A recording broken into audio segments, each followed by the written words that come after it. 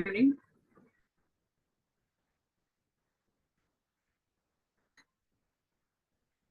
Good evening, sir. Good evening, sir. Yes, good evening.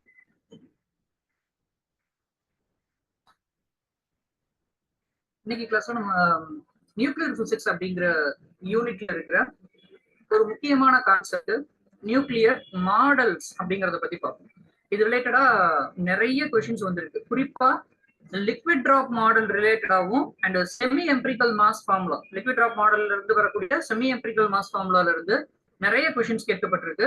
நம்ம இன்னைக்கு ரெண்டு மாடலை கான்சென்ட்ரேட் பண்ண போறோம், liquid drop model as well as shell model. Shell model ரொம்ப ஒரு இம்பார்ட்டன்டான ஒண்ணு அண்ட் அதை பத்தி நம்ம ஷெல் மாடல் வரும்போது நம்ம டீடைலா பேசுவோம். ஃபர்ஸ்ட் இந்த நியூக்ளியர் மாடல்ஸ் அப்படிங்கிற கான்செப்ட் முதல்ல எதுக்காக தேவைப்பட்டது அப்படின்னு பார்த்தோம்னா,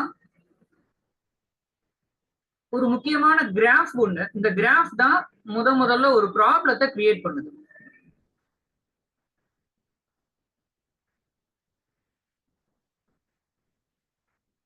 பைண்டிங் எனர்ஜி பெர் நியூக்ளியான் அப்படிங்கிற ஒரு கிராஃப்.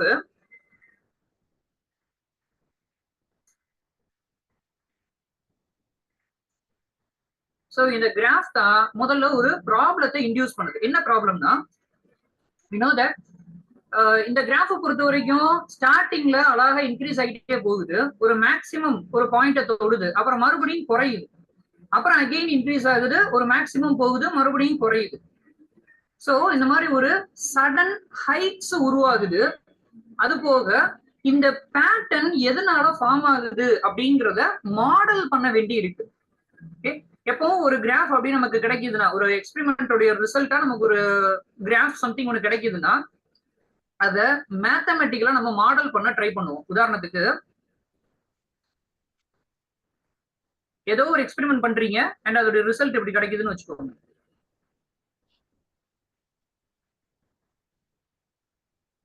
இது ஒரு எக்ஸ்பெரிமெண்டோட ரிசல்ட் அப்படின்னு நினைச்சுக்கோங்க. அப்ப நம்ம இந்த எக்ஸ்பெரிமெண்ட்டை மேத்தமெட்டிக்கலா மாடல் பண்ணா அது சிம்பிளா y ஈக்குவல் டு mxன்னு வந்துடும், ஸ்ட்ரெயிட் லைனோட ஈக்குவேஷன்.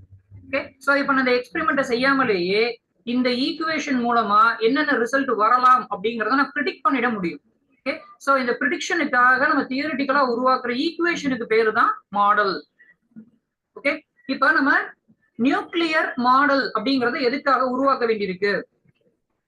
ஒரு நியூக்ளியஸ் உடைய ப்ராப்பர்ட்டிஸ எக்ஸ்பிளைன் பண்றதுக்கு I want some model. Okay, இனிஷியலா ப்ரப்போஸ் பண்ணப்பட்ட மாடல் அப்படின்னு எடுத்துக்கிட்டோம்னா லிக்விட் டிராப் மாடல்.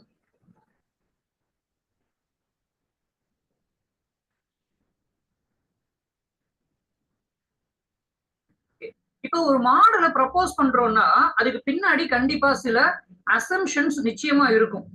எவிடன்ஸோட ஒத்து போற மாதிரியான, அதாவது எக்ஸ்பெரிமெண்டோட ஒத்து போற மாதிரியான சில விஷயங்கள் இருந்தாதான் நம்ம ஒரு மாடலை ப்ரப்போஸ் பண்ணவே முடியும். இப்ப நான் நியூக்ளியஸையும் ஒரு வாட்டர் லிக்விடையும் லிக்விட் டிராப்பையும் எப்படி கம்பேர் பண்றது? ஆக்சுவலி லிக்விட் டிராப் மாடல் அப்படின்னா ஒரு லிக்விடுடைய டிராப்லெட் மாதிரி நியூக்ளியஸ் உடைய ஒரு ஆட்டத்துடைய நியூக்ளியஸ் பிஹேவ் பண்ணுது அப்படின்னு ஒரு அசம்ஷன் கொடுக்குறோம். அப்ப இதுக்கு பின்னாடி இருக்கிற காரணங்கள் என்னென்ன, பேசிக் அசம்ஷன்ஸ் என்னென்ன?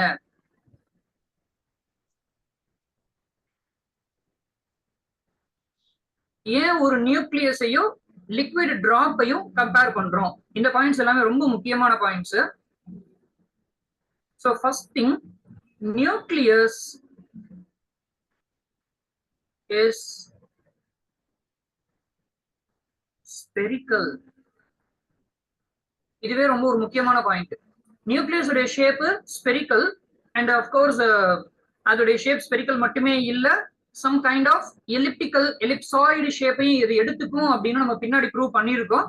குவாட்ரபோல் மொமெண்ட் அப்படிங்கிற கான்செப்ட் மூலமா நியூக்ளியஸ் ஆல்வேஸ் ஸ்பெரிக்கலா இருக்கணும் அப்படிங்கிற நெசசிட்டி இல்லைங்கிறத ப்ரூவ் பண்ணியிருக்கோம். பட் இனிஷியல் ஸ்டேஜஸ்ல நம்மளை பொறுத்த வரைக்கும் நியூக்ளியஸ் ஒரு ஸ்பெரிக்கல், ஒரு லிக்விட் டிராப் அப்படிங்கிறதும் ஸ்பெரிக்கல் தான். So first assumption. அடுத்த அசம்ஷன் அப்படின்னு எடுத்துக்கிட்டீங்கன்னா, லிக்விடுக்கு சர்ஃபேஸ் டென்ஷன் ஒரு ப்ராப்பர்ட்டி இருக்கும். இந்த சர்ஃபேஸ் டென்ஷன் ப்ராப்பர்ட்டி மூலமா தான் ஒரு லிக்விட் தன்னுடைய டிராப்பை மெயின்டைன் பண்ணுது. சர்ஃபேஸை மெயின்டைன் பண்ணுது. ஓகே, அதே மாதிரி லிக்விடுக்கு சர்ஃபேஸ் டென்ஷன் மாதிரி நியூக்ளியஸுக்கு என்ன இருக்குன்னு பார்த்தோம்னா பேரியர் பொட்டன்ஷியல்.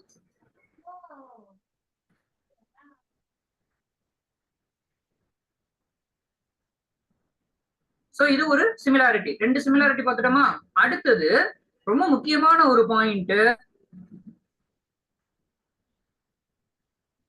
டென்சிட்டி.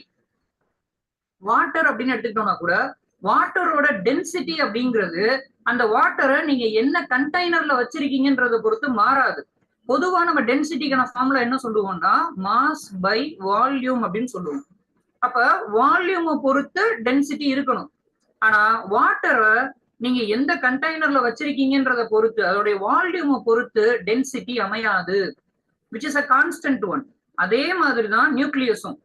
நீங்க எந்த நியூக்ளியஸ் எடுத்துக்கிட்டாலும் சரி, நியூக்ளியர் டென்சிட்டிங்கிறது கான்ஸ்டன்டா இருக்கு. So density constant. இது ரொம்ப இம்பார்ட்டன்டான ஒரு பாயிண்ட். அடுத்தது short range force. Short range ரொம்ப ஸ்பெசிபிக்கா சொல்லணும்னா இன்டர் மாலிகுலர் ஃபோர்ஸ். இது வாட்டர்ல அல்லது லிக்விட்ல இருக்கிறது. இதுக்கு நேர் ஈக்குவலண்டா நியூக்ளியஸ்ல என்ன இருக்கு அப்படின்னு பாத்தீங்கன்னா short range inter nuclear force. So அதை நம்ம நியூக்ளியர் ஃபோர்ஸ்னு சொல்றோம். நியூக்ளியர் ஃபோர்ஸ் ப்ராப்பர்ட்டிஸ் ரொம்ப ரொம்ப முக்கியம். சார்ஜ் இண்டிபெண்டன்ட்னு சொல்லுவோம். அதே மாதிரி very short range force nuclear force. அதே மாதிரி ஒரு ஷார்ட் ரேஞ்ச் ஃபோர்ஸ் தான் லிக்விட் டிராப்லயும் இருக்கு. அடுத்த சிமிலாரிட்டி என்ன சொல்லலாம்னா எவாபரேஷன்.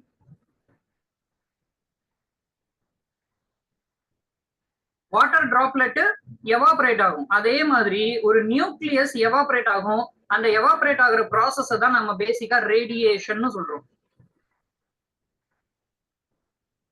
இன்னும் ஒரு முக்கியமான ஒரு சிமிலாரிட்டி அப்படின்னு சொன்னோம்னா ஒரு வாட்டர் டிராப்லெட்டை நம்ம பல வாட்டர் டிராப்லெட்ஸா சிதற விட முடியும். ஒரு வாட்டர் டிராப்லெட் தரையில விழுகுது அப்படின்னு நினைச்சுக்கிட்டீங்கன்னா அது பல குட்டி குட்டி வாட்டர் டிராப்லெட்ஸா சிதறும்.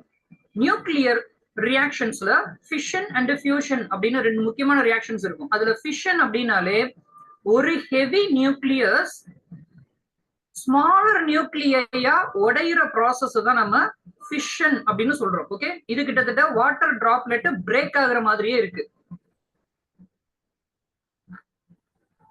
So simply nuclear fission. In fact இது கூட ரொம்ப இம்பார்ட்டன்டான ஒரு பாயிண்ட் தான். முதல்ல நியூக்ளியர் ஃபிஷனை கரெக்டா ப்ரிடிக்ட் பண்ண மாடல் எது அப்படின்னா லிக்விட் டிராப் மாடல் தான். ஓகே, சோ இது எல்லாமே ரொம்ப இம்பார்ட்டன்டான பாயிண்ட்ஸ். இந்த சிமிலாரிட்டிஸை பேஸ் பண்ணி தான் நம்ம ஒரு லிக்விட் டிராப்பையும் ஒரு ஆட்டத்துடைய நியூக்ளியஸையும் கம்பேர் பண்றோம்.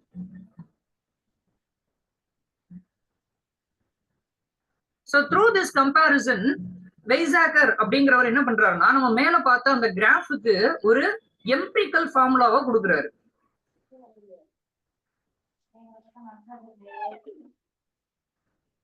வெய்சாக்கர் semi empirical mass formula.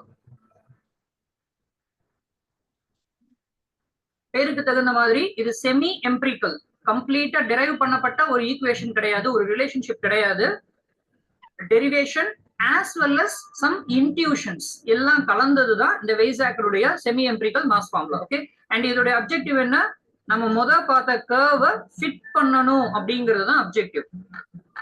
So இவர் என்ன ரிலேஷன்ஷிப் ப்ரொடியூஸ் பண்றாருன்னா binding energy is equal to A plus, I'm sorry,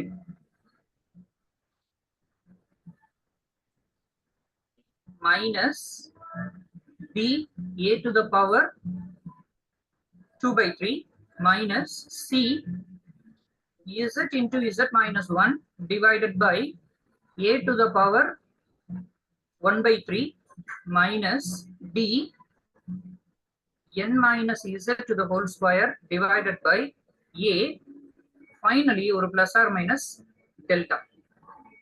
இதுல இந்த ஏ அப்படிங்கிற டேர்ம் எல்லாமே டினோட்ஸ்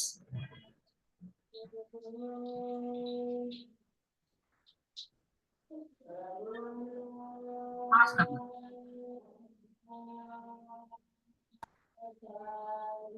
மாஸ் நம்பர் அப்படிங்கிறது is nothing but it's a sum of neutron and proton. ஓகேவா?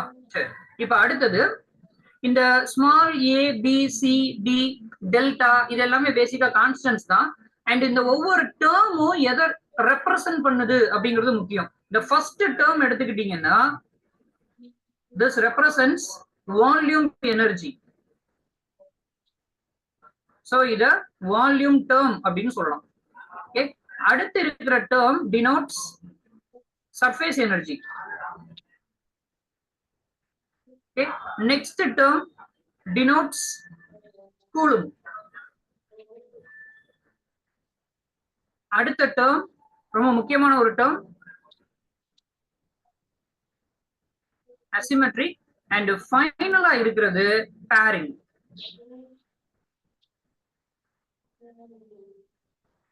ஓகே, இதுல நம்ம முக்கியமா கவனிக்க வேண்டியது வால்யூம் டேர்ம் மட்டும் பிளஸ்ல இருக்கு.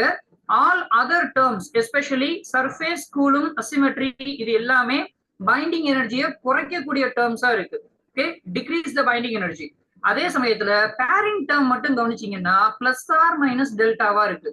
ஸோ விச் மீன்ஸ் இதால பைண்டிங் எனர்ஜியை சடனா இன்க்ரீஸ் பண்ண வைக்கவும் முடியும், குறைக்கவும் முடியும். ஓகே, அப்ப எந்தெந்த கேசஸ்ல pairing term binding energy increase பண்ணும்? so based on delta, if delta is positive, delta பாசிட்டிவா இருக்கணும்னா முக்கியமான கண்டிஷன் ஈவன் நியூக்ளியை. அது என்ன ஈவன்? ஆல்ரெடி நம்ம ஏ அப்படிங்கிறது it's a composite of neutron and proton அப்படின்னு சொல்லியாச்சு இல்லையா? சோ ஒன்னு நியூட்ரான் நம்பர் ஆஃப் நியூட்ரான்ஸ் வச்சுக்கோங்க, இன்னொன்னு நம்பர் ஆஃப் புரோட்டான்ஸ் வச்சுக்கோங்க. ரெண்டுமே ஈவனா இருந்ததுன்னா அதை நம்ம ஈவன் நியூக்ளியை அப்படின்னு சொல்றோம். அடுத்தது இஃப் டெல்டா இஸ் நெகட்டிவ், இது எப்ப சாத்தியமாகுது அப்படின்னா ஆட் நியூக்ளியா இருந்தா.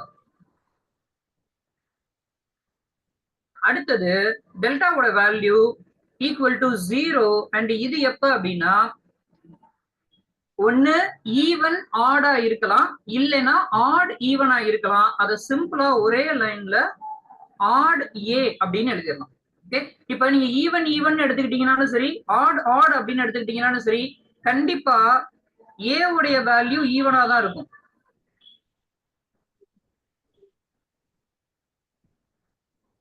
ஓகே, சோ ஒருவேளை உங்களுடைய ஏ ஆட் வேல்யூவா வந்துருச்சுன்னா அல்டிமேட்லி டெல்டாவுடைய கான்ட்ரிபியூஷனே இருக்காது. ஓகே, சோ இந்த செமி எம்பிரிக்கல் மாஸ் ஃபார்முலா அப்படிங்கிறது ரொம்ப முக்கியமான ஒண்ணு. நிறைய தடவை இது ரிலேட்டடான क्वेश्चंस வந்திருக்கு. எப்படின்னா பைண்டிங் எனர்ஜியை கூலும் டேர்ம் எப்படி ரிலேட் பண்ணுது, பைண்டிங் எனர்ஜிக்கும் கூலும் டேர்முக்கும் என்ன ரிலேஷன்ஷிப் இருக்கு. இங்க மெயினா நம்ம பார்க்க வேண்டியது இந்த ஏ, அதாவது கேபிட்டல் ஏவை தான் நம்ம மெயினா பார்க்கணும். ஓகே, கேபிட்டல் ஏவோட டிபெண்டன்சி என்னவா இருக்கு? உதாரணத்துக்கு பைண்டிங் எனர்ஜிக்கும் கூலும் டேர்முக்கும் எடுத்துக்கிட்டோம்னா இன்வர்ஸ் ரிலேஷன்ஷிப்போட இருக்கு. அது மட்டும் இல்ல, e to the power 1/3 அப்படிங்கும் போது ரிலேஷன்ஷிப் என்ன ஆயிடும்? Binding energy is proportional to a to the power -1/3. Okay, so இந்த ஒவ்வொரு டேர்மையும் இந்த ஆங்கிள் தனித்தனியா நீங்க தெரிஞ்சு வச்சுக்கிறது ரொம்ப அவசியம்.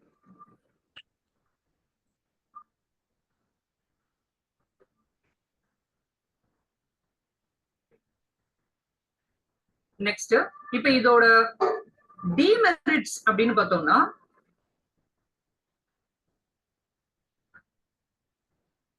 மெரிட்ஸ்னு பார்க்கும்போது அல்டிமேட்லி இதால எனர்ஜி வேல்யூஸ ஓரளவுக்கு அக்யூரேட்டா ப்ரெடிக்ட் பண்ண முடிஞ்சுது. அதே மாதிரி ஃபிஷன் ரொம்ப முக்கியமானது, ஃபிஷனை கரெக்டா எக்ஸ்பிளைன் பண்ணிருச்சு. ஆனா டிமெரிட்ஸ் அப்படின்னு பார்த்தோம்னா மேஜிக் நம்பர்ஸை எக்ஸ்பிளைன் பண்ண முடியல.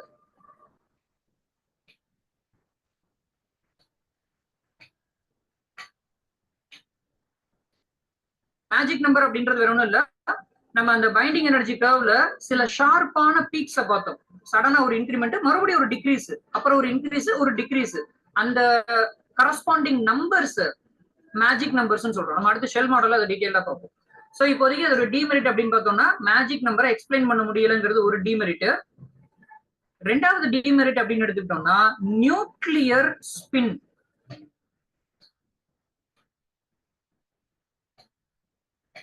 அண்ட் மேக்னெட்டிக் மொமெண்ட்ஸ் எக்ஸ்பிளைன் பண்ண முடியல. சோ இது ரெண்டும் முக்கியமான டிமெரிட்ஸ். இப்ப இதை காம்பன்சேட் பண்றதுக்காக வந்த அடுத்த மாடல் தான் நம்மளுக்கு ரொம்ப முக்கியமான ஒரு model, which is shell model.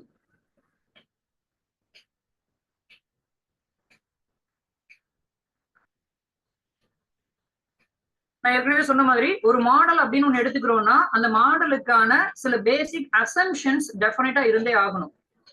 Similarity அப்படின்னு சொல்லலாம். அந்த மாதிரி லிக்விட் டிராப்பையும் அப்படி நம்ம ஒரு நியூக்ளியஸையும் சிமிலாரிட்டி அப்படின்னு பேசணுமோ, புரோட்டான் அண்ட் எலக்ட்ரான் அப்படின்னு எடுத்துக்கிட்டோம்னா, இப்ப எலக்ட்ரானுக்கு நமக்கு தெரியும் ஹாஃப் இன்டெக்ரல் ஸ்பின். அதே மாதிரி நியூக்ளியான்ஸ் எடுத்துக்கிட்டோம்னா அதுக்கும் ஹாஃப் இன்டெக்ரல் ஸ்பின் தான். அப்ப ஏன் ஒரு எலக்ட்ரான் ஃபில் ஆகுற மாதிரி நியூக்ளியான்ஸ் ஃபில் ஆகக்கூடாது? இந்த கேள்வியுடைய பதிலா உருவானதுதான் ஷெல் மாடல். எலக்ட்ரான்ஸ் ஷெல்ஸ்ல ஃபில் ஆகும் அப்படின்னு நமக்கு தெரியும். 1s2 2s2 அந்த மாதிரி எழுதுவோம் இல்லையா? சோ அதை பேஸ் பண்ணி நம்ம இந்த மாடலை கிரியேட் பண்ண போறோம். ஓகே, அண்ட் எலக்ட்ரானிக் கன்ஃபிகரேஷன் புரிஞ்சிருச்சுன்னா இதை எழுதுறது ரொம்ப ஈஸி. ஃபார் எக்ஸாம்பிள் சோடியம் 11 அப்படின்னு எடுத்துக்கிட்டோம்னா இப்ப இதை நம்ம எப்படி எழுதுவோம்? Electronic configuration 1s2 2s2 2p6 and 3s1 அப்படின்னு எழுதுவோம். இதே மாதிரி நியூக்ளியஸுக்கு நம்ம எழுத போறோம். ஓகே, இங்க நம்ம எழுதி இருக்கிறது on the basis of electrons. அடுத்து நம்ம on the basis of nucleons எழுத போறோம். சோ ஃபர்ஸ்ட் திங், இந்த பேசிஸ்ல ஷெல் மாடலால முக்கியமா மேஜிக் நம்பர்ஸை எக்ஸ்பிளைன் பண்ண முடிஞ்சது. இப்ப நம்ம சோடியம் 11 எடுத்துக்கிட்டீங்கன்னா ஆக்சுவலி இது அவ்வளவு தூரத்துக்கு ஸ்டேபிள் ஆனது கிடையாது. ஆனா இதுக்கு இமீடியட்டா முன்னாடி இருக்கிற ஒரு எலிமெண்ட் எடுத்துக்கிட்டீங்கன்னா நியான் 10, இதோடைய electronic configuration 1s2 2s2 2p6 அப்படின்னு வரும். சோ இது கம்ப்ளீட்லி ஃபில்டு அப்படிங்கிறதுனால இது ஹைலி ஸ்டேபிள். ஓகேவா? நியான் ஸ்டேபிள், ஆனா அதுக்கு அடுத்து இருக்கிற சோடியம் அந்த அளவுக்கு ஸ்டேபிள் கிடையாது. இப்ப இது மூலமா நம்ம இந்த பார்ட்டை எக்ஸ்பிளைன் பண்ணிட முடியும். முன்னாடி இருக்கிறது அதுக்கு அடுத்து இருக்கிறத விட ஸ்டேபிளா இருக்கு. அதுக்கான காரணம் இந்த அனாலிசிஸ்ல நம்மளால புரிஞ்சுக்க முடியும். Okay, so on this basis magic numbers explain பண்ண முடிஞ்சது. அண்ட் அந்த மேஜிக் நம்பர்ஸ் என்னன்னு பார்த்தோம்னா 2 8 20 28 50 82 126. இது நம்ம எலக்ட்ரானுக்கு இதே மாதிரி ஒண்ணு படிச்சிருப்போம். 2 8 8 18 18 32 இந்த மாதிரி ஒரு நம்பர் போகும். இது எல்லாமே எலக்ட்ரானிக் கன்ஃபிகரேஷன் படி மேஜிக் நம்பர்ஸ். ஓகே, இதுவும் ஆக்சுவலா மேஜிக் நம்பர்ஸ் தான். இந்த நம்பரை அச்சீவ் பண்ற எல்லா எலிமெண்ட்ஸுமே ஹைலி ஸ்டேபிள். அதே மாதிரி இந்த நம்பர்ஸ் அச்சீவ் பண்ற எல்லா நியூக்ளியஸும் ஹைலி ஸ்டேபிள். ஓகே, நான் இங்க சொல்லும் போது எலிமெண்ட்ஸ்ன்ற வார்த்தையை சொன்னேன், இங்க நியூக்ளியஸ் அப்படிங்கிற வார்த்தையை சொல்லியிருக்கேன். ஓகே, இப்ப இந்த நம்பர்ஸ் எல்லாமே எலக்ட்ரான்ஸை டினோட் பண்ணுது. அப்ப இந்த நம்பர்ஸ் எதை டினோட் பண்ணுது?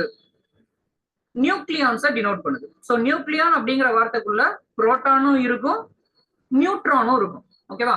இப்ப ஒரு எக்ஸாம்பிளுக்கு முக்கியமான ஒரு எலிமெண்ட் நான் எடுத்துக்கிறேன்.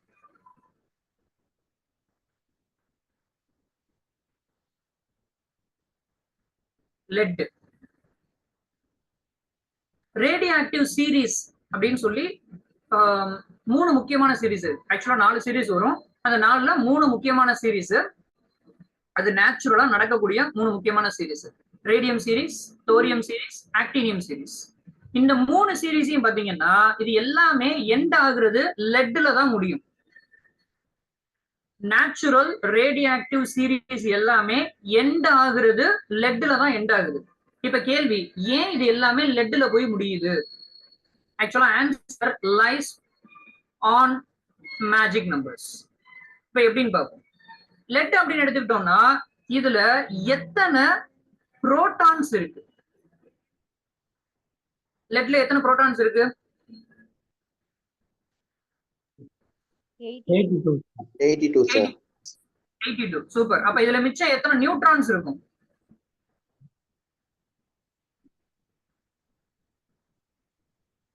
126. ஸ்டெப் பை ஸ்டெப்பா போகும். 126.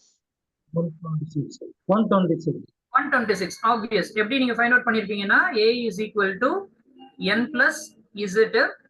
and நம்ம கேஸ்ல இங்க a அப்படிங்கிறது 208. இதுல நமக்கு n அப்படிங்கிறது வேணும், z ஆல்ரெடி 82. சோ இதுல இருந்து n வேல்யூவை 126 ஐடென்டிஃபை பண்ணிருக்கீங்க, ரைட்டா? இப்ப இந்த நம்பர்ஸ் பாருங்களேன். Number of protons 82 and number of neutrons 126. ஏதாவது ஒன்னு ஐதர் புரோட்டான் அல்லது நியூட்ரான் மேஜிக் நம்பரை வச்சிருந்தாலே அது ஸ்டேபிளா இருக்கும். ஓகேவா? நல்லா புரிஞ்சுக்கோங்க.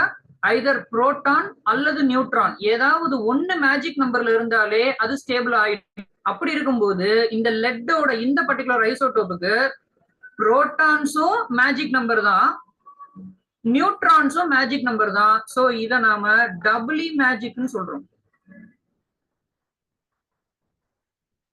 இப்ப புரிஞ்சிருக்கும் ஏன் எல்லா சீரீஸுமே இந்த லெட்ல வந்து முடியுது. ஏன்னா இது ஹைலி ஸ்டேபிள். சோ அல்டிமேட்லி ஒரு ரேடியோ ஆக்டிவ் டிகே ப்ராசஸ் நடக்கிறதுக்கான காரணமே ஸ்டெபிலிட்டியை அட்டைன் பண்ணணும் அப்படிங்கிறதுக்கு தான். ஆல்பா டிகே நடந்தாலும் சரி, பீட்டாவா இருந்தாலும் சரி, காமா ரேடியேஷன் எமிஷனா இருந்தாலும் சரி, whatever be the case, radioactivity நடக்கிறதுக்கான காரணம் அன்ஸ்டேபிள் காம்பவுண்டு ஸ்டேபிள் காம்பவுண்டா மாறுறதுக்கு தான். ஓகேவா? சோ அப்ப ரேடியோ ஆக்டிவ் ப்ராசஸ் உடைய எண்ட் ப்ராடக்ட் கண்டிப்பா ஒரு ஹைலி ஸ்டேபிள் எலிமெண்டா இருக்கணும், அண்ட் அதுதான் லெட். ஓகே, சோ அதுக்கான காரணம் மேஜிக் நம்பர் அது வச்சிருக்கு அப்படிங்கிறது தான்.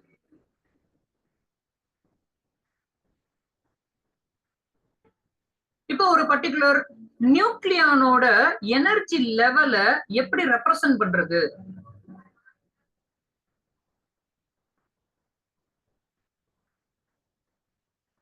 இதுக்கான ஃபார்மேட் NLJ.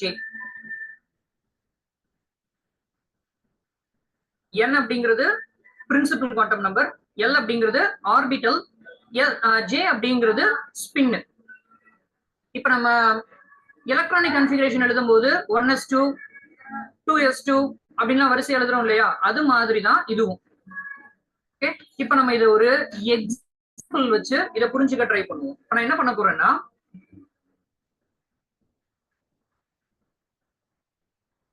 O816 ஆக்சிஜனை சூஸ் பண்ணிருக்கேன். இந்த ஆக்சிஜனுக்கு ஸ்பின் பேரிட்டி வேல்யூ அசைன் பண்ண போறோம். அதாவது இந்த எனர்ஜி லெவலை எழுதி அது மூலமா ஸ்பின் பேரிட்டி வேல்யூ என்ன அப்படிங்கறத அசைன் பண்ண போறோம். ஓகே, ஜஸ்ட் நான் எப்படி எழுதுறேன்னு மட்டும் பாருங்க. இப்போதைக்கு இதுல ஃபர்ஸ்ட் நம்ம தெரிஞ்சுக்க வேண்டியது நம்பர் ஆஃப் புரோட்டான்ஸ் எவ்வளவு, அடுத்தது நம்பர் ஆஃப் நியூட்ரான்ஸ் எவ்வளவு.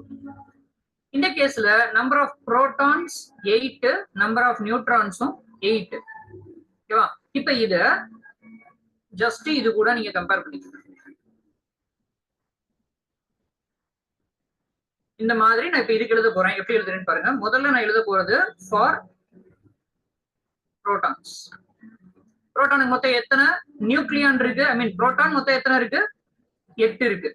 இது எப்படி எழுதலாம்னா 1s 1/2 2 1p 3/2 4 1p 1/2 2. இங்க நான் எழுதி இருக்கிற இதுதான் இந்த ரெப்ரசன்டேஷன். ஃபர்ஸ்ட் எடுத்துக்கிட்டீங்கன்னா 1, அது நம்மளுடைய n அப்படிங்கிறது ஈக்குவல். அடுத்தது s, sங்கிறது l க்கு ஈக்குவல். Spin half. ஓகே, இப்ப இதுல மொத்தமா எத்தனை நியூக்ளியா நம்ம அதிகபட்சமா ஃபில் பண்ண முடியும் அப்படின்னா 2 தான் ஃபில் பண்ண முடியும். ஓகே, அதிகபட்ச நியூக்ளியான எப்படி தெரிஞ்சுக்க முடியும்? Formula 2J+1. சரியா? இப்ப நமக்கு இந்த பர்டிகுலர் எனர்ஜி லெவல் அப்படின்னு எடுத்துக்கிட்டோம்னா ஜேவோட value half 2 into 1/2 plus 1, so which is equal to 2, which means இந்த ஸ்டேட்ல நம்மளால அதிகபட்சமா 2 நியூக்ளியான தான் வைக்க முடியும். சோ அதை வச்சாச்சு. ஓகேவா? மொத்தம் 8, 8ல 2 வச்சாச்சு. அப்ப மிச்சம் நம்ம கிட்டனா 6 இருக்கு. இப்ப அடுத்து இதை எப்படி ஃபில் பண்ணலாம்? அடுத்த ஸ்டேட் என்னன்னா 1p 3/2. Okay, again the same formula 2J+1, so which is equal to 2 into 3/2 plus 1, so total 4. அதுதான் இங்க வந்திருக்கு. அதே மாதிரி அடுத்தது 1p 1/2, again the same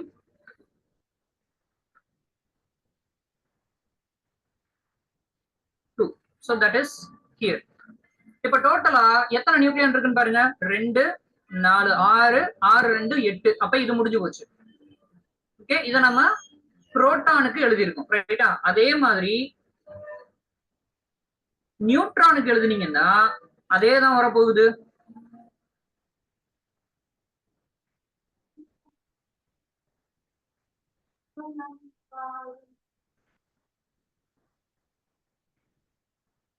okay, இப்ப நம்ம எனர்ஜி லெவலை எழுதியாச்சு. ஓகே, எனர்ஜி லெவலை மட்டும் கேட்டிருந்தாங்கன்னா இந்த ஸ்டேஜோட நம்ம நிப்பாட்டிக்கிட்டா போதும். மேபி ஸ்பின் பேரிட்டி அப்படிங்கிற ஒரு டேர்ம் கேட்டிருந்தாங்கன்னா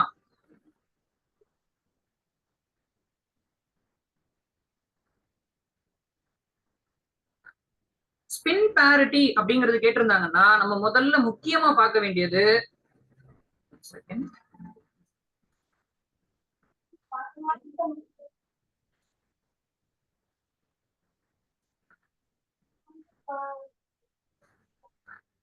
ஸ்பின் பேரிட்டினா நம்ம முதல்ல பார்க்க வேண்டிய விஷயம் அன்பேர்டு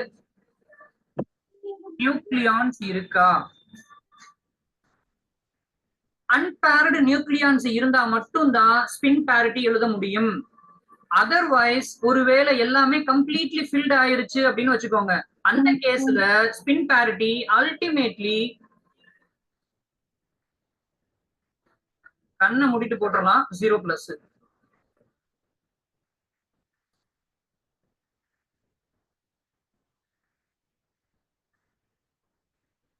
இது பேர்டா இருந்தா, எல்லாமே கம்ப்ளீட்லி பேர்டா இருக்கு அப்படிங்கிற பட்சத்துல ஸ்பின் பேரிட்டி ஆல்வேஸ் 0+. அன்பேர்டா இருந்தா மட்டும்தான் நம்ம ஸ்பின் பேரிட்டி எழுதுறத பத்தியே யோசிக்கணும். ஓகே, இப்ப அகைன் இந்த எக்ஸாம்பிள் எடுத்துக்கோங்க. இந்த எக்ஸாம்பிளை பொறுத்த வரைக்கும் s 2, so which is paired.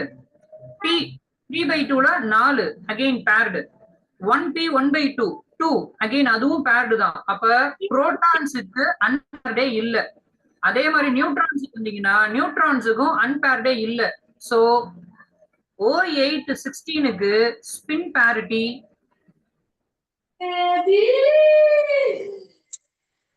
Please mute பண்ணிக்கங்க.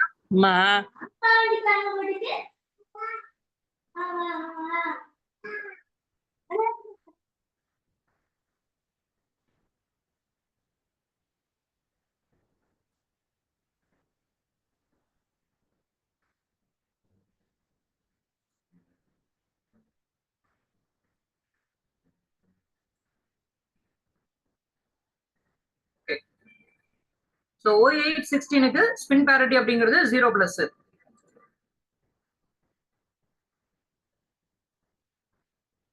அடுத்த ஒரு எக்ஸாம்பிள் எடுத்துக்கலாம். இது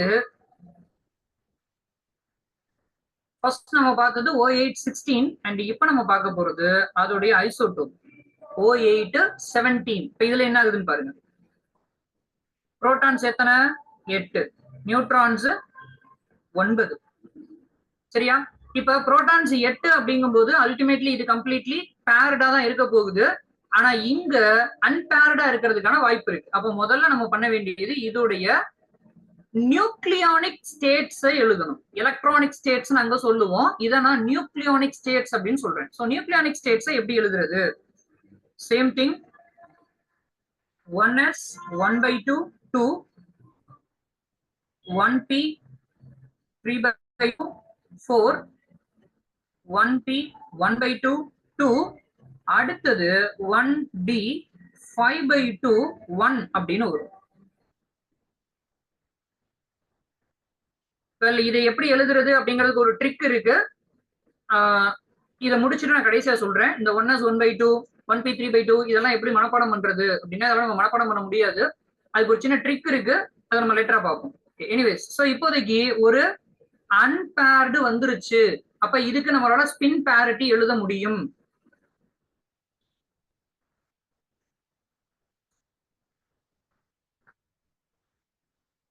எப்படி எழுதலாம்? முதல்ல இதோடைய ஸ்பின் எவ்வளவு? J is equal to இந்த லாஸ்டா இருக்கிறத மட்டும் பார்த்தா போதும். எது அன்பேர்டோ அதை மட்டும் பார்த்தா போதும். So spin 5/2. ஓகே, அடுத்தது பேரிட்டி. பேரிட்டி கண்டுபிடிக்கிறதுக்கு ஒரு ஃபார்முலா இருக்கு, -1 to the whole power L. இதுதான் ஃபார்முலா. ஓகே, இங்க L அப்படிங்கிறது என்னன்னா 0 1 2 3 and this corresponds to S P D F. இப்ப இந்த 5/2க்கு கரஸ்பாண்டிங்கான L என்னன்னு பாருங்க. 5/2க்கு கரஸ்பாண்டிங்கான L D. இப்ப இந்த D க்கு கரஸ்பாண்டிங்கான number 2. So -1 to the power 2 which is equal to +1 வருமா? அதை நம்ம பிளஸ் எடுத்துக்கலாம். அப்ப இதோடைய ஸ்பின் பேரிட்டி எவ்வளவுனா சிம்பிளி 5/2 பிளஸ், அவ்வளவுதான். ஓகே, சோ இப்படிதான் நம்ம ஸ்பின் பேரிட்டி அப்படிங்கறத எழுதுறோம். இத ஸ்பின் பேரிட்டி அப்படின்னு கேட்கலாம், இல்லனா கிரவுண்ட் ஸ்டேட் அப்படின்னு கேட்கலாம்.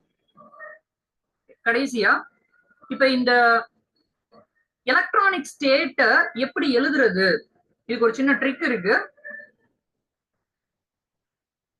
கவனமா பாத்துக்கோங்க. First, I'm going to start with yes. Okay, மறுபடியும் சொல்லிடுறேன், இது மெத்தட் கிடையாது, it's a purely a trick. So first yes, அதாவது முதல் ரோ அப்படின்னு நினைச்சுக்கோங்க. ஃபர்ஸ்ட் ரோல எஸ், அடுத்த ரோல நான் என்ன எழுதுறேன் அப்படின்னா பி. இது ஒரு ட்ரையாங்கிள் மாதிரியே போகும். So first row S, second row P, third rowல I'm going to place first D, அடுத்து S, அடுத்து D. fourth rowல F, P, F, P. fifth rowல G, D, G, S, D. Okay, so இந்த லெட்டர்ஸ நீங்க இப்படிதான் எழுதணும். இது கிட்டத்தட்ட எப்படின்னா நம்ம எலக்ட்ரானிக் கன்ஃபிகரேஷன் எழுதுறதுக்கு ஆஃப் பஃப் பிரின்சிபல் அப்படின்னு ஒன்று யூஸ் பண்ணுவோம்ல. 1s 2s 2p 3s 3p 3d and இந்த ரேஞ்சில் எழுதிக்கிட்டே போகணும் அப்படின்னு ஒன்று சொல்லுவோம் இல்லையா, அதே மாதிரிதான் இதுவும் வரும். ஓகே, ஸோ இந்த செட்டப்பை நீங்க மெமரைஸ் பண்ணிக்கணும். எஸ், அடுத்த ரோ பி பி, அதுக்கு அடுத்த row d s d, f p f p, g d g s d. ஓகேவா? அடுத்தது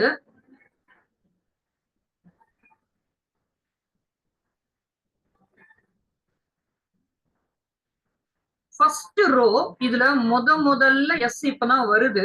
சோ எஸ் 1s.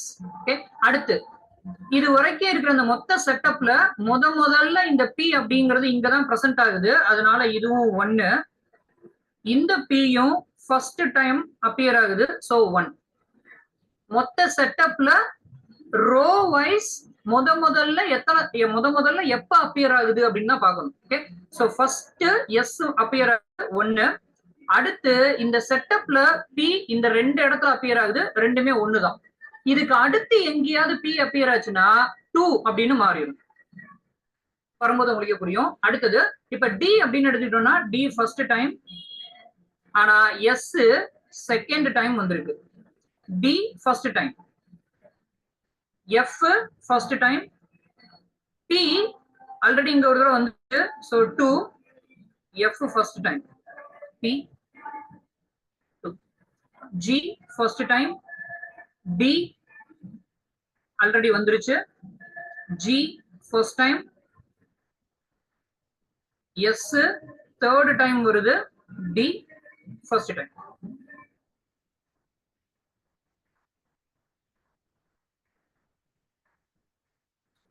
நெக்ஸ்ட் இப்ப அடுத்து நம்ம என்ன போட வேண்டியிருக்கும்? இந்த 1/2 3/2 அதுதான் போட வேண்டியிருக்கும். இதை மட்டும் நான் எப்படி போடுறேன்னு பாருங்க. ஃபர்ஸ்ட் நான் இங்க இருந்து ஸ்டார்ட் பண்றேன்.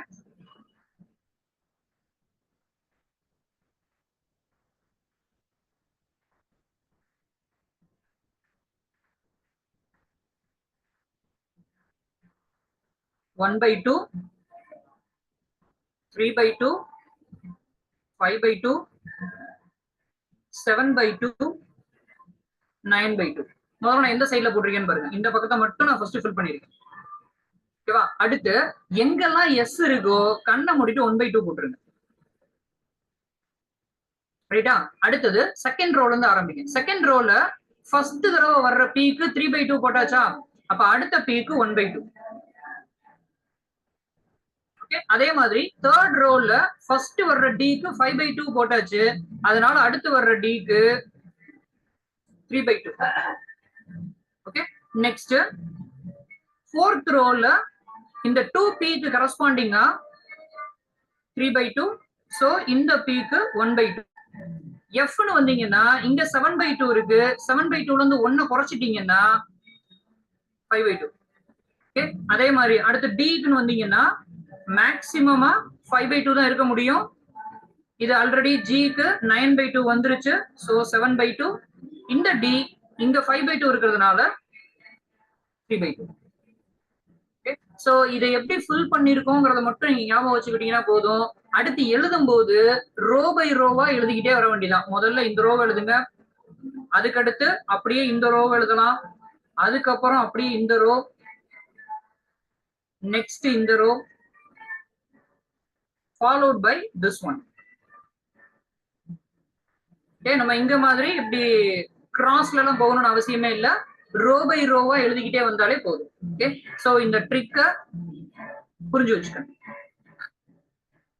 That's it. So இந்த ஷெல் மாடல்ல இதுதான் ரொம்ப முக்கியமான concept.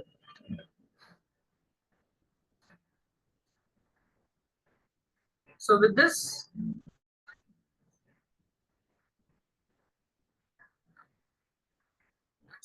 previous year questions as well as expected questions எல்லாத்தையுமே நான் mingle பண்ணிட்டேன்.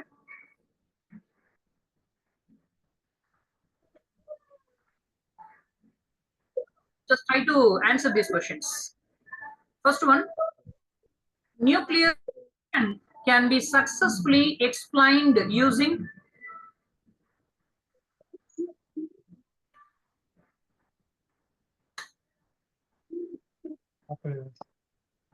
Liquid drop model.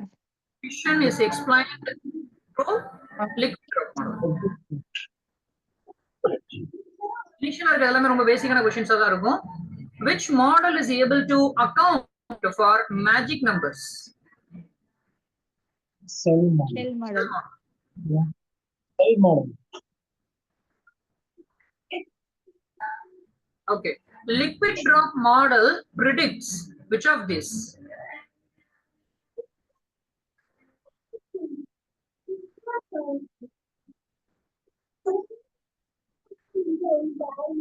Option D, sir. Option D. Option D தான் correct ஆனது. Average masses and binding energy through semi-empirical mass formula. But இது எங்க fail ஆகுதுன்னா magic நம்பரை predict பண்றதுல தான் அது ஃபெயில் ஆகுதே தவிர பைண்டிங் எனர்ஜி கால்குலேட் பண்றதுல அது ஃபெயில் ஆகல. Binding energy per nucleon calculate பண்றதுல ஃபெயில் ஆகுது. ரெண்டுக்கு இருக்கிற வித்தியாசத்தை தெரிஞ்சுக்கோங்க. பைண்டிங் எனர்ஜி கால்குலேட் பண்றதுல ப்ராப்ளம் இல்ல, ஆனா பைண்டிங் எனர்ஜி பெர் நியூக்ளியான்னு போகும்போதுதான் சில இடங்கள்ல தவறு வந்தது. அடுத்தது, ஓகே, ஆக்சுவலி இந்த ஸ்டேட்மெண்ட் சொல்லல. நம்ம ரெண்டு மாடல் பார்த்திருக்கோம் இல்லையா, ஒன்னு லிக்விட் டிராப் மாடல் அண்ட் இன்னொன்னு ஷெல் மாடல். இந்த ரெண்டையும் கம்பைன் பண்ணி உருவாக்கப்பட்ட ஒரு மாடல் தான் இந்த கலெக்டிவ் மாடல் அப்படிங்கிறது. இந்த கலெக்டிவ் மாடலை எதுக்காக மேஜரா கொண்டு வந்தோம்னா குவாட்ரபோல் மொமெண்ட் அப்படிங்கறத எக்ஸ்பிளைன் பண்றதுக்காக தான். நியூக்ளியஸோட ஷேப் ஸ்பெரிக்கல் அப்படின்னு நம்ம நினைச்சிட்டு இருந்ததை தாண்டி அது ஆக்சுவலா ஸ்பெரிக்கல் மட்டுமே கிடையாது, எலிப்சாய்டு அப்படிங்கிற ஷேப்பை அதால எடுத்துக்க முடியும். ப்ரோலேட் அண்ட் ஆப்லேட் அப்படின்னு பிரிப்போம். இதை எதை வச்சு பிரிக்கிறோம்னா குவாட்ரபோல் மொமெண்ட்.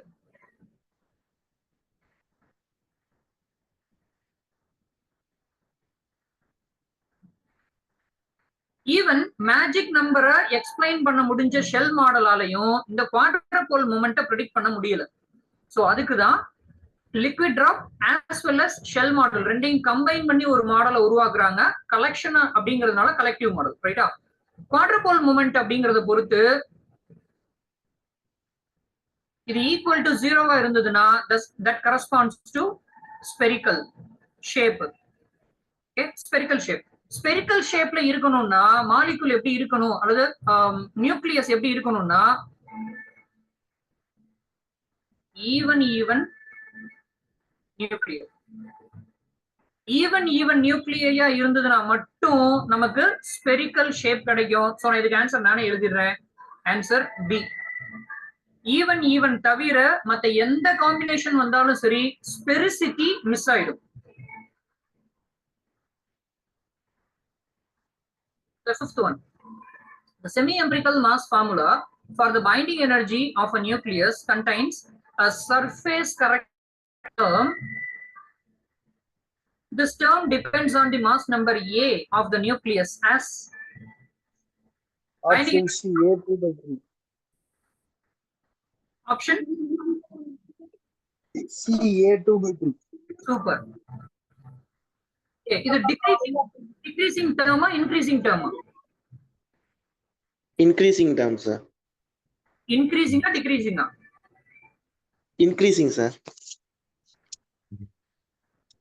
Increasing கரெக்டா யோசிங்க. sir. Decreasing, sir. Negative sign முன்னாடி இருக்கு, sir. Decreasing, yes. Volume term தவிர வால்யூம் அண்ட் parity இந்த ரெண்டு தவிர மத்த எல்லாமே டிக்ரீசிங் தான். பேரிட்டியை பொறுத்த வரைக்கும் சமயத்துக்கு தகுந்த மாதிரி அது மாறிக்கும். அடுத்தது, the asymmetric term in the Weizsäcker semi-empirical mass formula is because of the termலயே நீங்க தெரிஞ்சுக்கலாம் asymmetry.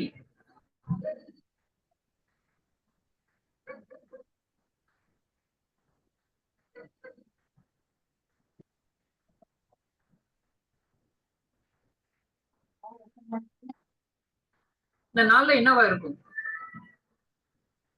unequal number of Option C, yeah. C. Option C. N-ம் Z-ம் ஈக்குவலா இருந்துட்டா symmetry. But unfortunately certain atomic நம்பரை தாண்டிட்டீங்கன்னா n is not equal to E. Number of neutrons அதிகமாயிருது. So asymmetry form ஆயிருது. அதை அக்கவுண்ட் பண்ற டேர்ம் தான் அசிமெட்ரி டேர்ம். இந்த क्वेश्चंस எல்லாம் நீங்க கொஞ்சம் ஒர்க் அவுட் பண்ணி பார்க்கணும். The spin and parity of C612 according to nuclear shell model is. ஒரு பேப்பர் அண்ட் பென் எடுத்துக்கோங்க, 2 டைம் எடுத்துக்கோங்க. இந்த क्वेश्चन ட்ரை பண்ணுங்க.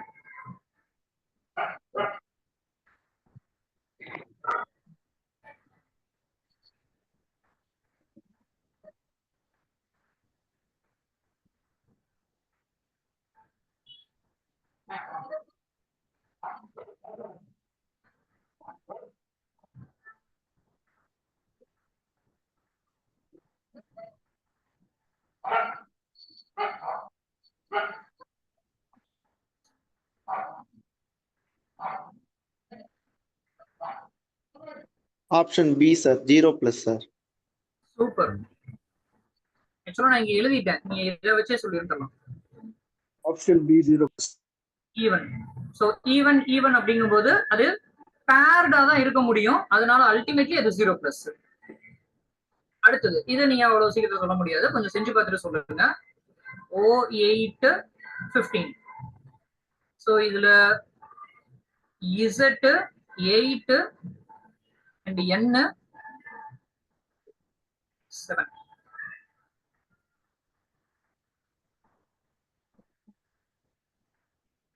Sir, option D, sir, 1/2 minus, sir. Minus. Super.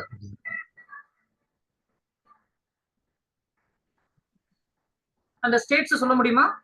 1s 1/2, 1p 3/2 4, 1p 1/2 1, sir.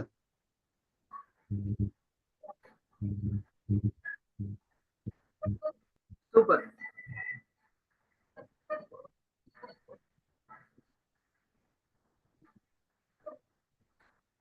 அடுத்தது the spin and parity of beryllium Be49 nucleus as predicted by the shell model are respectively, again the same question, spin and parity தான்.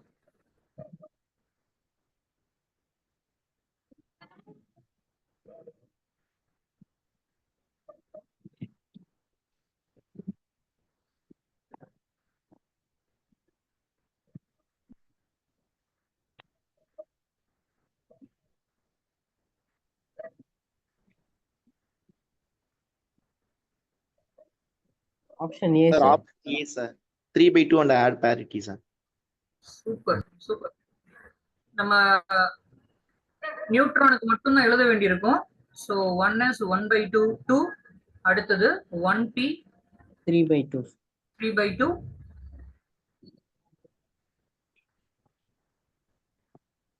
இத்தனை 3.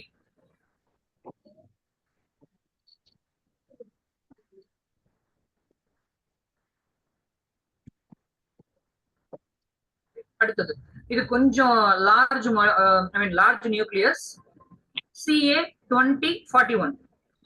இப்ப இதோட என்ன கேட்டிருக்காங்கன்னா, the single particle states occupied by the last proton and the last neutron.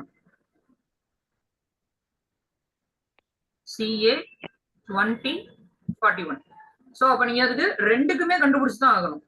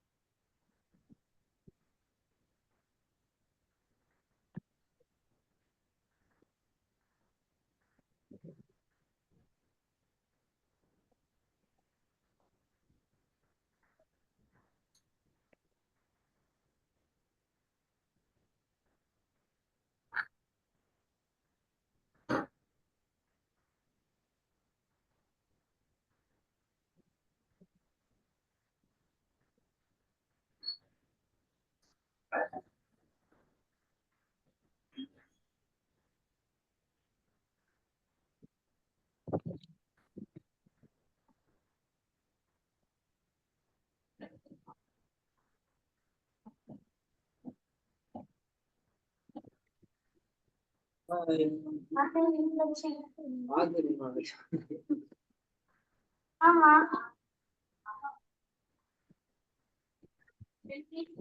ஆமா. Sir, option D, sir. D 3/2 and F 7/2, sir. Super sir, super sir. அந்த states சொல்ல முடியுமா? Yes, sir. 1s 1/2 2, 1p 3/2 4, 1p 1/2 square, 1d 5/2 6, 1d 5/2 6, 2s 1/2 2, 2s 1/2 2, 1d 3/2 4, sir. 1d 3/2 4. 4. இது வந்து நீங்க இசட்டுக்கு எழுதிருக்கீங்க. Yes, sir. Okay, அடுத்து அதே மாதிரி நியூட்ரானுக்கு எழுதணும்னா இதே சேம் தான் வரும். Extra last term மட்டும் 1f 7/2 1 வரும், sir. Sir, so 1f 7/2 1. அப்ப லாஸ்ட் புரோட்டான் அப்படின்னு எடுத்துக்கிட்டோம்னா ends with 3/2 அண்ட் நியூட்ரான் அப்படின்னு எடுத்துக்கிட்டோம்னா ends with 7/2. So option d. Okay, இப்ப இதே இன்ஃபர்மேஷனை வச்சுக்கிட்டு நீங்க அடுத்த கொஸ்டினையும் சால்வ் பண்ணிட முடியும். The ground state angular momentum and spin parity of CA 2041. என்ன ஆன்சர் வரும்?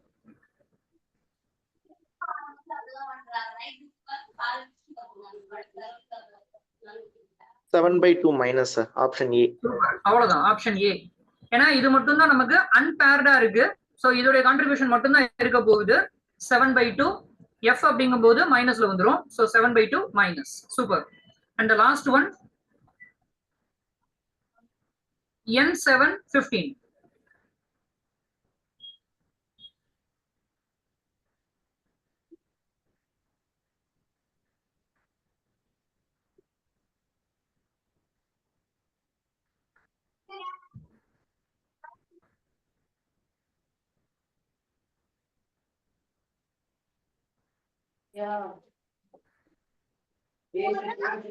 One by two minus option 1/2 plus.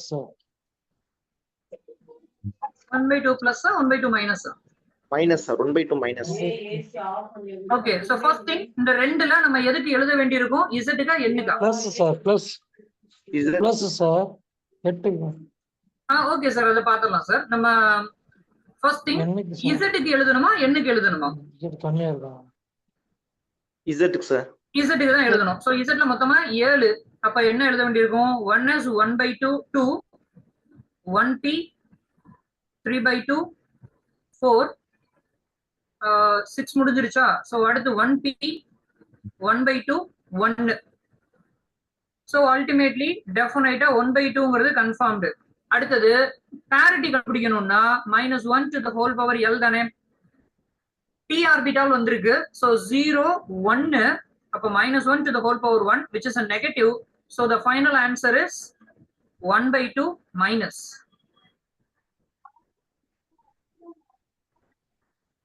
So option A அப்படிங்கிறது தான் correct. Okay, so here it ends. இதோட நியூக்ளியர் மாடல்ஸ்ல இருக்கிற எசன்ஸ் நம்ம பார்த்தாச்சு. இது போக இன்னும் சில கான்செப்ட்ஸ்லாம் நியூக்ளியர் மாடல்ஸுக்குள்ள இருக்கு. குறிப்பா ஷெல் மாடல்லையும் லிக்விட் ட்ராப் மாடல்லையும் இது ஒரு கண்டென்ஸ்டு எசன்ஸ் அப்படின்னு வச்சுக்கோங்க. ரொம்ப இம்பார்ட்டன்டான பாயிண்ட்ஸ் நம்ம கலெக்ட் பண்ணியாச்சு. Any doubts?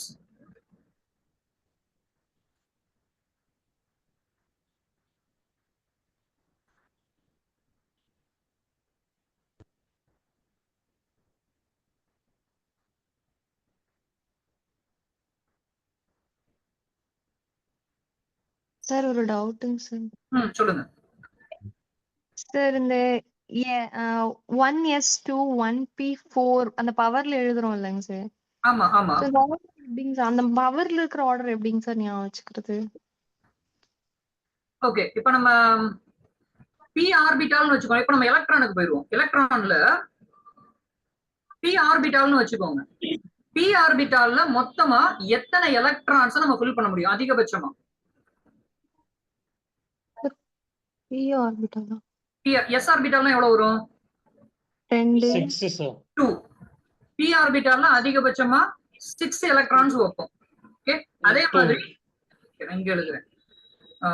s ஆர்பிட்டால் அப்படின்னா 2, p ஆர்பிட்டால்னு எடுத்துக்கிட்டீங்கன்னா 6, sp அடுத்தது d ஆர்பிட்டால்னு எடுத்துக்கிட்டீங்கன்னா மேக்ஸிமம் 10, f ன்னு எடுத்துக்கிட்டீங்கன்னா மேக்ஸிமம் 14. ரைட்டா? இப்ப இததான் நம்ம எப்படி எழுதுறோம்? 1s2 2p அடுத்து என்ன எழுதிருப்பீங்க? 2p6. கரெக்டா? ஓகே. நோ. ஐயா One second. 2p4. One second.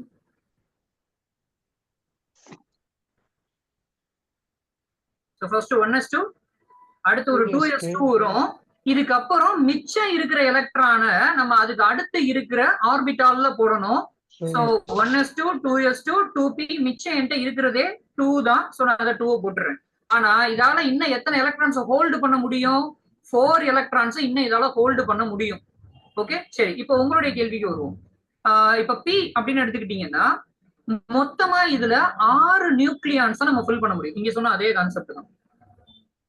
Okay, 6 நியூக்ளியான்ஸை fill பண்ண முடியும். ஆனா அந்த நியூக்ளியான்ஸ் எப்படி ஸ்பிளிட் ஆயிருக்கும்னு பாத்தீங்கன்னா 3/2 1/2ன்னு ஸ்பிளிட் ஆகிருக்கும். சரி, இப்ப இந்த 3/2ல எத்தனை நியூக்ளியானோ அதிகபட்சமா வைக்க முடியும்? அதுக்கு தான் இந்த ஃபார்முலா 2j + 1. இப்ப இதுல 2 into jக்கு பதிலா 3/2 போட்டுருங்க பிளஸ் 1. அப்ப எவ்வளவு வருது? 4ன்னு வருதா? அப்ப இந்த p 3/2ல அதிகபட்சமா நம்மளால 4 நியூக்ளியான்ஸை தான் வைக்க முடியும்னு அர்த்தம். அப்ப 1/2 இருந்ததுன்னா மேக்சிமமே 2 தான் வைக்க முடியும்னு அர்த்தம். இப்ப இதுக்கு நான் இன்னொரு எக்ஸாம்பிள் சொல்றேன். இதுக்கு நீங்க ஆன்சர் பண்ண முடியுதான்னு பாருங்க.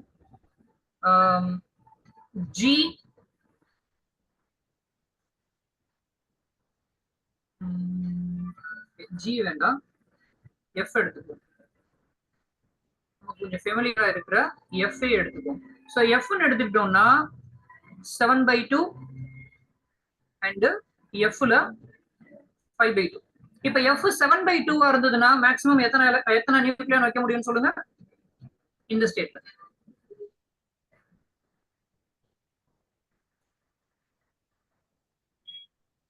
8. அவ்வளவுதான், 8.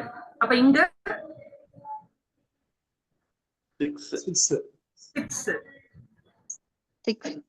Either you can use 2j + 1. அப்படி இல்லைன்னா இங்க மேல இருக்கிற நம்பரை பாருங்க.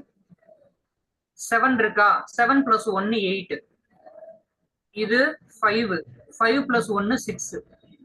ஸோ எது உங்களுக்கு ஈஸியா இருக்கோ அந்த மெத்தடை ஃபாலோ பண்ணிக்கோங்க. பட் ரூல் இதுதான். கீழே இருக்கிற ஸ்பின் வேல்யூ தான் அந்த பர்டிகுலர் ஸ்டேட்ல எத்தனை நியூக்ளியான்ஸ் இருக்கணும் அப்படிங்கறத டிசைட் பண்ணுது. Okay okay okay.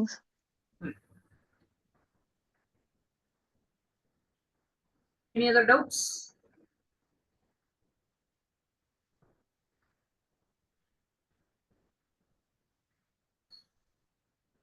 Thank you.